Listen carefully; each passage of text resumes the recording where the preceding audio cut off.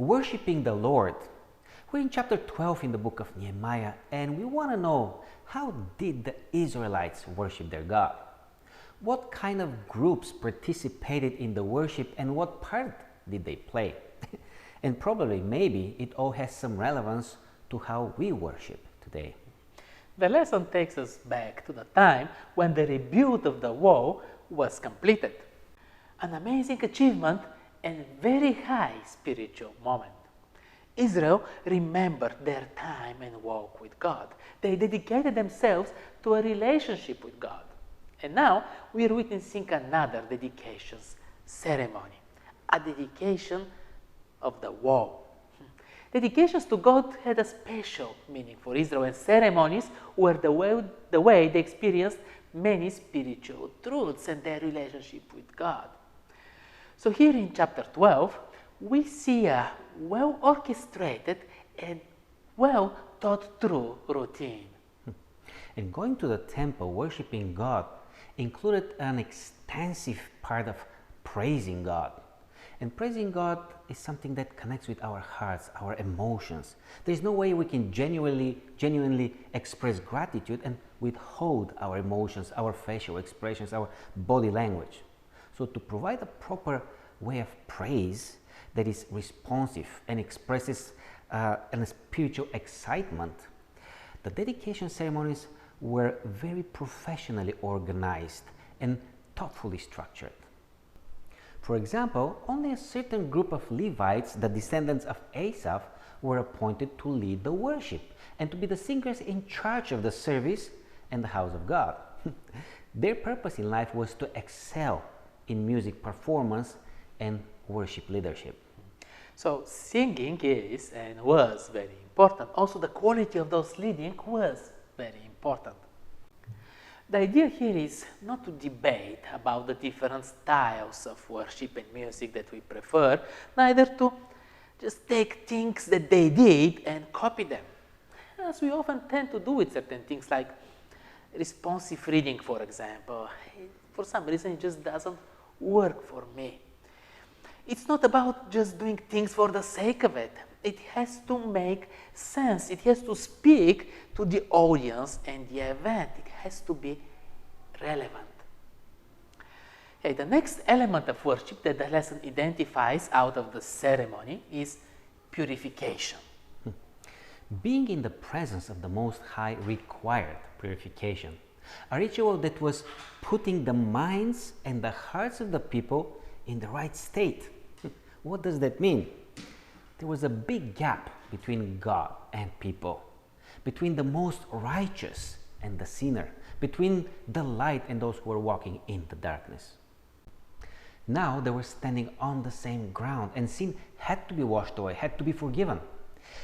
This understanding of human nature, admitting to it, and making the decision, the choice to be clean, establishes the common ground where God and man can meet. And then and only then, the worship becomes a true relationship with God. We can't purify ourselves, but we can come to God honest and accept His forgiveness. Another element of worship identified by the lesson is the two large Thanksgiving choirs.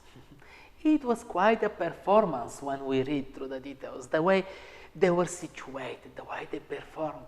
It was planned to be impactful, but not to serve as a spectacle or to offer to the people a great experience of a concert, but rather to serve as atmosphere for prayer and interaction with God.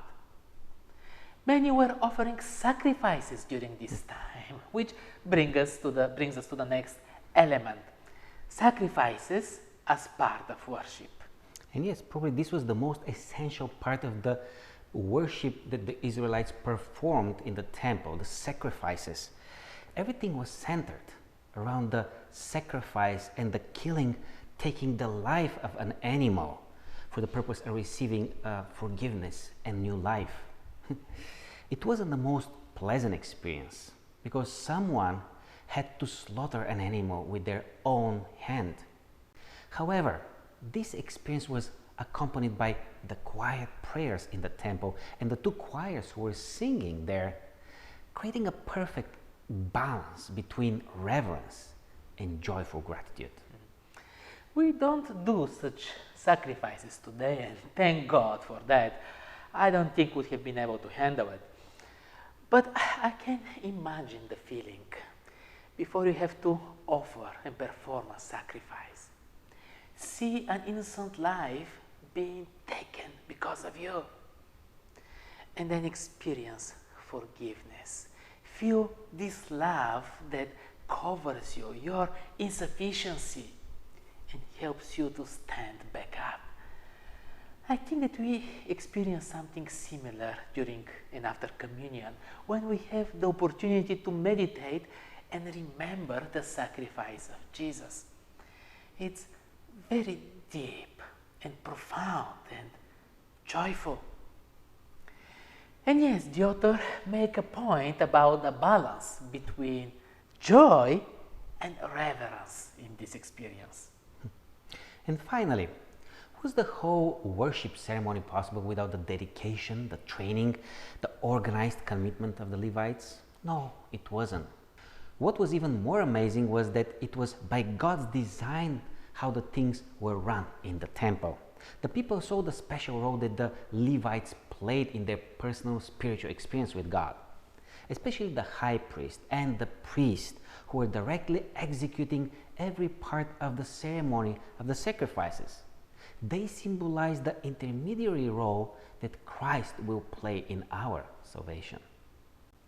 There was appreciation, recognition, and trust in the leadership of the high priest, the same way as we have to put our trust in Jesus Christ.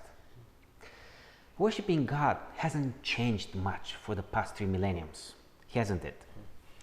Worship is a personal experience, but also something that we do as community. Hopefully, it can be a genuine part of our spiritual walk. And we will continue our study with the lesson next week, backslidden people.